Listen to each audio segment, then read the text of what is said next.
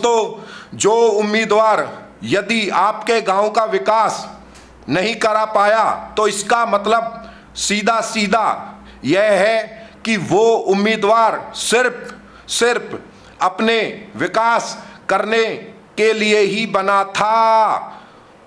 उसके अंदर गांव के विकास हो उसके प्रति कोई भावना नहीं थी। ऐसे लोगों को पहचानो जो आपके बीच में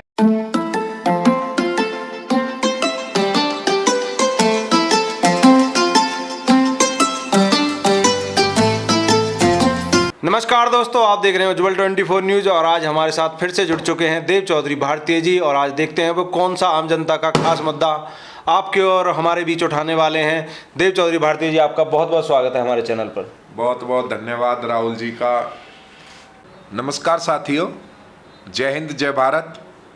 साथियों, जैसा कि आप जानते ही हो कि कल ही हमारे पलवल डिस्ट्रिक्ट में पंचायती चुनाव समाप्त हुए हैं और शाम को 8-9 बजे तक सभी पंच सरपंच उम्मीदवारों का रिजल्ट घोषित हो चुका है।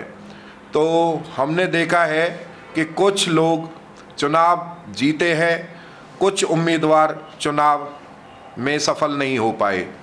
तो दोस्तों, मैं आपके बीच में कुछ ऐसी बातें रखना चाहता हूं जो कि हर उम्मीदवार को गौर करनी चाहिए, क्योंकि हमने देखा है जो उम्मीदवार हारे हैं, जो उम्मीदवार इस बार सफल नहीं हो पाए, वो उम्मीदवार बहुत ही निराश हैं, बहुत परेशान हैं। उनको लगता है कि अब हमारे साथ क्या होगा। मैं आपसे यह कहना चाहता हूँ कि आप राजनीति में, गांव की राजनीति में किस लिए आए। जैसा कि मैंने देखा था कि पंचायती चुनावों में सभी उम्मीदवार अपने पोस्टरों में, अपने बैनरों में एक ही चीज़ लिखते थे जो सभी बैनरों में कॉमन पाई गई। वो मुद्दा था उनका गांव का विकास। तो दोस्तों, साथियों, मेरे प्यारे उम्मीदवारों, मैं आपसे पूछना चाहता हूं, क्या गांव का विकास कराने के लिए आपको सरपंच पद पर होना ही जरूरी है? क्या गांव का विकास आप जब भी करा सकते हो जब आपके पास सरपंच पद हो? नहीं दोस्तों, ऐसा बिल्कुल नहीं है। आप बिना पद के भी गांव का विकास करा सकते हो। आप अपनी आवाज़ गांव के प्रति उठाइए। आप जो हमारा भैया विजय बना है आपके गांव से, उस भाई के पास जाइए कि जी हमें अपने गांव में ये विकास कार्य कराने हैं। यदि आप सरपंच बनते तो आप अपने गांव में जो जो विकास कार्य करवाना चाहते थे वो कार्य आप जो भाई हमारा सरपंच बना है उसकी मदद से भी करा सकते हैं। और यकीन मानो दोस्तों, जैसा कि हमने देखा है पहले हर गांव में 2-3 उम्मीदवार ही हुआ करते थे, पर अभी रिसेंटली यह देखने को मिला है कि हर गांव में 18-18, 19-19 उम्मीदवार खड़े हुए थे। तो आप यह देखिए, यदि हमारे 18 उम्मीदवार यह दिल से मान लें कि हमको गांव का विकास ही कराना है, तो हम यह पाएंगे कि 1 साल बाद हमारे गांव की सूरत बदल जाएगी। और मैं जनता से भी यह अपील करना चाहता हूं कि आप अपने गांव के सभी उम्मीदवार पर अपनी कड़ी नज़र रखिए। क्या उन्होंने जो बैनर लगाए थे कि हम गांव का विकास करेंगे, वो सिर्फ फर्जीवाड़ा था? क्या वो गांव के विकास करने के लिए उम्मीदवार बने थे या फिर अपना विकास करने के लिए उम्मीदवार बने थे? दोस्तों, जो उम्मीदवार यदि आपके गांव का विकास नहीं करा पाया तो इसका मतलब सीधा सीधा यह है कि वो उम्मीदवार सिर्फ अपने विकास करने के लिए ही बना था। उसके अंदर गांव के विकास हो उसके प्रति कोई भावना नहीं थी। ऐसे उम्मीदवारों को दोस्तों पहचानो जो बकरे के भेष में भेड़िया बनकर आपके बीच में सरपंच चुनाव के समय आए हैं। यदि वो अपनी बात अच्छी तरीके से जो हमारा भाई सरपंच बना है उसके पास ले जाएंगे तो मुझे पूरा विश्वास है सरपंच साहब उसकी मदद करेंगे और अपने गांव में विकास कार्य करेंगे।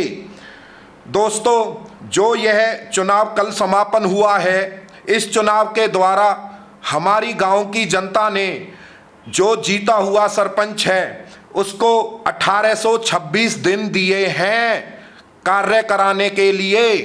अब मैं यह आशा करता हूं कि जीता हुआ सरपंच साहब हमारे गांव में 1826 दिनों में 182 कार्य कर दिखाएंगे। अगर वो गांव में 5 साल में 182 कार्य कर सकते हैं तो हम यह मानेंगे कि वो बहुत ही अच्छे सरपंच हैं। यदि हम 1826 दिनों को 182 गांव से भाग करते हैं तो हमको यह पता चलता है कि एक कार्य कराने के लिए सरपंच साहब के पास 10 दिन हैं। यदि सरपंच साहब 10 दिन में एक कार्य कराएंगे तो हमारे गांव में पूरे 182 कार्य 5 साल में वो करा पाएंगे। 1826 दिन कोई बहुत ज़्यादा नहीं होते। तो मैं सभी उम्मीदवारों से यह विनती करता हूं कि वो अपने गांव के सरपंच साहब के पास जाएं और अपने गांव के प्रति अच्छे विकास कार्य कराएं ताकि हमारी गांव की बहुत ही अच्छी छवि बन पाए।